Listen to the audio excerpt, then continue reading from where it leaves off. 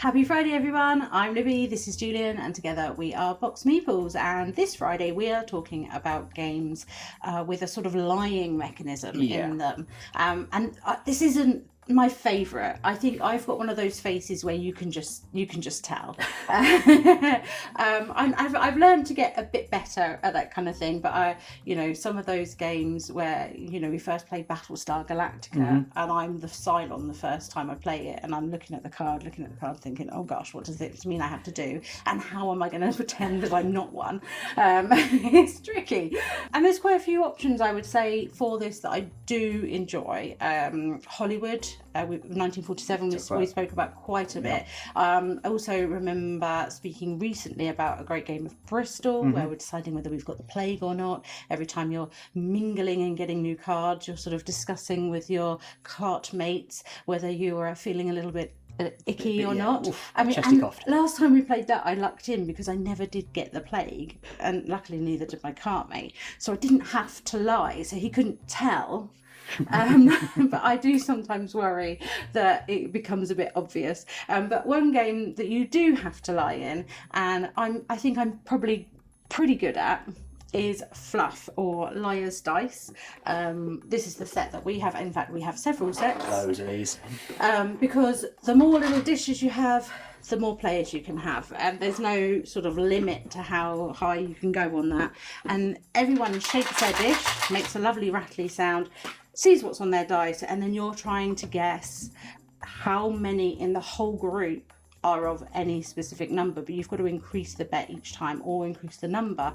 And there are some jokers in there as well, so if you roll a joker you can have it be any number.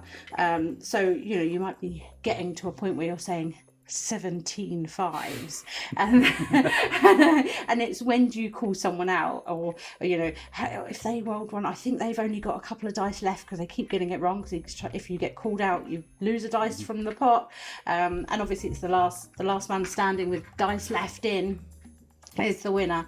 But it's one that we tend to play at sort of family gatherings with non-gamers, and it's ended up that all of our family, even if they live quite far away, they've ended up all getting their own sets or making sets themselves in a sort of homemade kind of way with different colourful dice, and it's just silliness and fun, but you definitely need to lie for this game. What's great is often it's not just covering up your tracks and to pass the turn on you need to lie for. Often it's a good way of deceiving other players, because if you go in hard for a large number at the beginning as an outright lie, that's going to fool other people into thinking you might have something entirely different to what you do have. So there's a lot of deception involved in that. Yes. Also a lot of deception involved in playing Detective City of Angels. See what I did there? It's a good segue. There's multiple ways you can of course play Detective City of Angels. If you're playing solo, there's not a lot of lying involved, but if you're playing multiplayer competitively, you're going to have someone who's playing as a chisel, and it's written in the rules that a large part of their game playing, because they essentially play like a games master, is lying and deceiving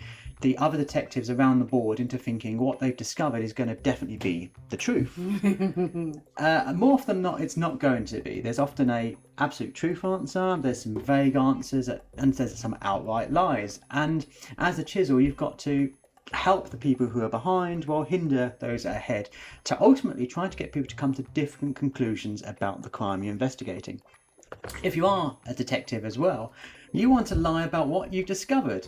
There's a whole lot of deception going on there, because you're like, well, that's not helped me at all, when in fact it's been the key part that's going to blow that case wide open, because if other players then go there, they're going to find the information that you've already got, and they might then beat you to solving the crime and therefore winning the case.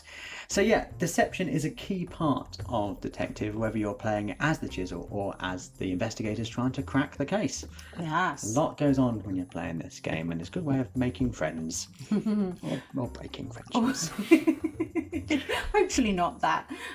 What's your favourite game that has that lying mechanism in it? We would love to hear from you. Do put your comments down below, and of course if you're not yet subscribed to the channel, we would love it if you would do so, or press the like bell. anything. Yeah, we post a video here twice a week, We do. always talking about board games. And if you want to buy some board games, You can head to our friendly local game store, or your friendly local game store, but our one. if you're nearby, come to our one.